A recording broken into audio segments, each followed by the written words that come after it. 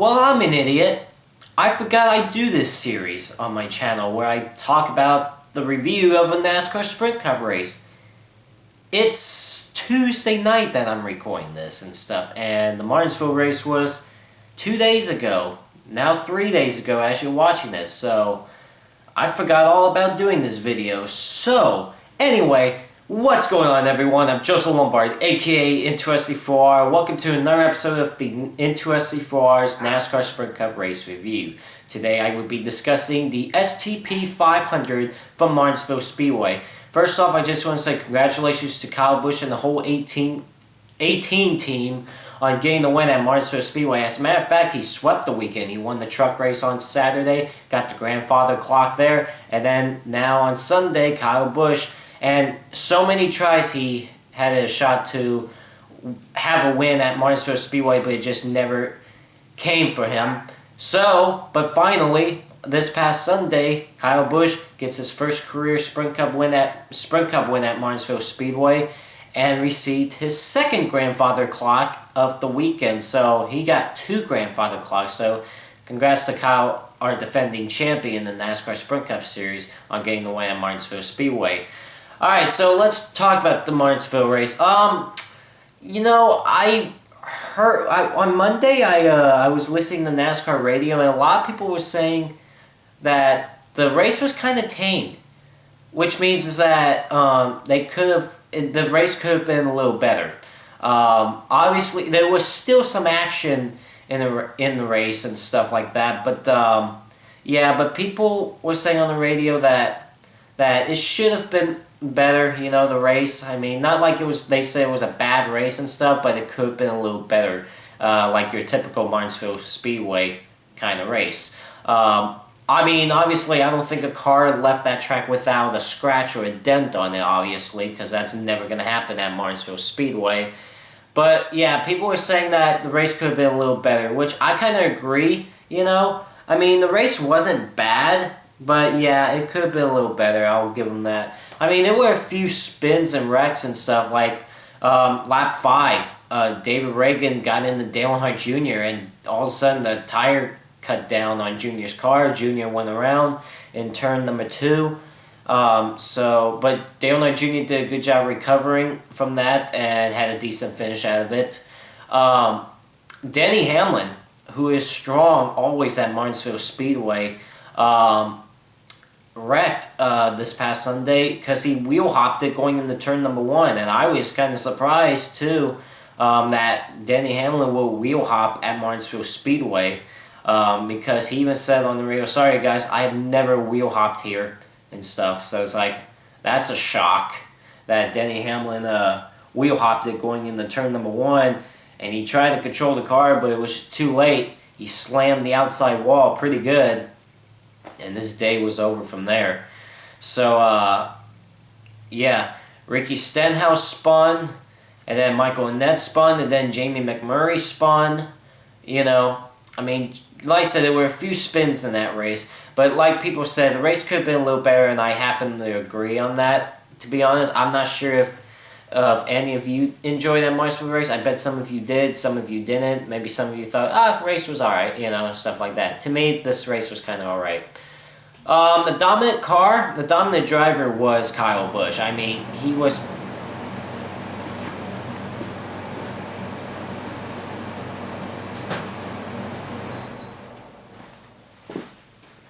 Sorry, the air conditioner came on. Thankfully, I have a remote for that now.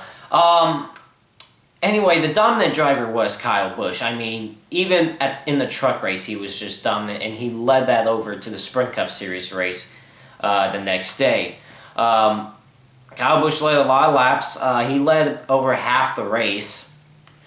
And another strong driver out there was Matt Kenseth. Basically, it looked like Matt Kenseth and Kyle Busch were the class of the field in Sunday's Martinsville race.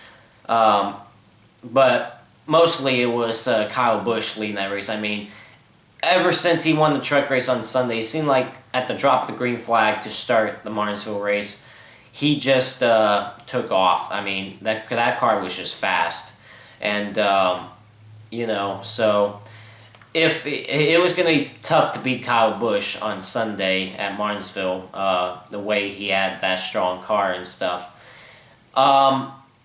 Let's get down to the final restart. Well, the reason for that final restart was because Jamie McMurray spun coming off turn 2 because of that cut tire. So all the drivers come down pit road. Do you want to take 2 tires or 4 tires? Well, my best suggestion is to take 4 tires at Martinsville Speedway because I don't know if you saw an onboard shot of Clint Boyer. You know how they had a camera underneath Clint Boyer's car, and you can see the right rear tire. If you saw that core, the core kind of like falling apart on Clint Boyer's tire. Yeah, the tires do eat up at Martinsville Speedway as well, especially on that right rear tire I saw, probably on the left rear as well. But anyway, you know, my suggestion is to take 4 fresh tires and then be back out in the way. So, anyway, final restart. Kyle Busch, who's been the dominant car all race long, he is the race leader. He's going to restart in the inside lane, and then Matt Kenseth is going to restart on the outside lane. And so, anyway, the green flag drops with, 11 laps to go. Kyle Busch gets a great restart, and then all of a sudden, Matt Kenseth, I mean, he fell apart in the final 10 laps, I would say. Matt Kenseth restarted second, but he was just getting stuck on that outside lane, and then Kenseth said he was too tight, and he's just trying to hang on to the car. And all of a sudden, Kyle Busch is gone. But how about A.J. Allmendinger was battling for the win too? I mean, not like he was right there with Kyle Busch and stuff. I mean, he was like, what, about 6-7 tenths behind Kyle Busch and stuff? Gotta give credit to road course ringer A.J. Allmendinger. I mean, you know, he did such an amazing job. A.J. Allmendinger basically stayed in the top 10 all race long, and he had a shot to win this race. I mean, he restarted third, and he had a shot to win this race, but it was just going to be too tough to beat Kyle Busch and everything.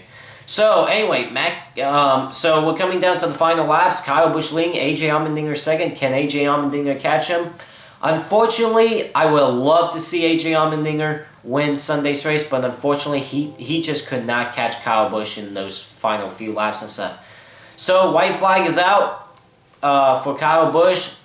He's looking for his first Sprint Cup Series win at Martinsville Speedway after he just won the truck race on the previous day, that Saturday. Ready to sweep the weekend at Martinsville, and then coming off turn 4, you know what Kyle Busch did? Like he usually does, he sweeps the weekend, a NASCAR weekend. He wins the STP 500 at Martinsville Speedway and sweeps at Martinsville, gets his first Sprint Cup Series career win at Martinsville Speedway, and also he got his first career Truck Series win at Martinsville Speedway as well. So he did the double first-time winner at Martinsville Speedway. So now Kyle Busch owns 2 grandfather clocks. But you got to give a credit to A.J. Allmendinger. What a great job he did. He stayed in the top 10 all race long, and then he was there. That could have battled it for the win, but like I said, it was going to be hard to beat Kyle Busch. But A.J. Allmendinger to finish second at Martinsville, that's pretty impressive, and I got to give A.J. Allmendinger for that. As a matter of fact, Austin Dillon, he finished 4th. I mean, Austin Dillon did a good job. Kyle Larson did a great job. I think Kyle Larson finished 3rd, and then Brad Keselowski rounds out the top 5. But Paul Menard did really well. I mean, a few drivers that you don't see very often in the front finished in the top 10. I mean, that's pretty impressive, like I said, but big credit to A.J. Allmendinger. I was rooting for him. I was rooting for him to try to catch Kyle Busch. Unfortunately, it didn't happen. And it is what it is. So, anyway, yeah. But got to give a lot of credit to A.J. Allmendinger. And like I said, I mean, good job for Austin Dillon, Paul Menard, Kyle Larson. Those drivers, like I said, haven't had a strong season. I mean, Austin Dillon has had a decent season so far. And, but it was just awesome to see those faces that you don't normally hear up front finish in the top 5 or 10 and stuff. So anyway, but at the end of the day, it was Kyle Busch getting his first Sprint Cup Series career win at Martinsville Speedway and got his second grandfather clock of the weekend. Like I said, he won the Truck Series race on Saturday too. So now he's got 2 grandfather clocks to put in his house. Maybe put one in this house and maybe one at Kyle Busch Motorsports. Who knows? Alright, so anyway, on the scale rating from 1 to 10 on the Martinsville race, honestly, I would have to give that a 6. I mean, it wasn't a bad Martinsville race, but it could have been better.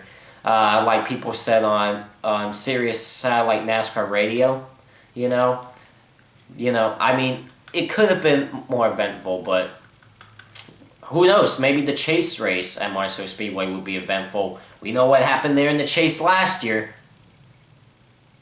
You should know what I'm talking about. Anyway, that's it. That's my Martinsville review. Next race is going to be Saturday night, the first Saturday night race of the NASCAR Sprint Cup Series season at Texas Motor Speedway for the Duck Commander 500.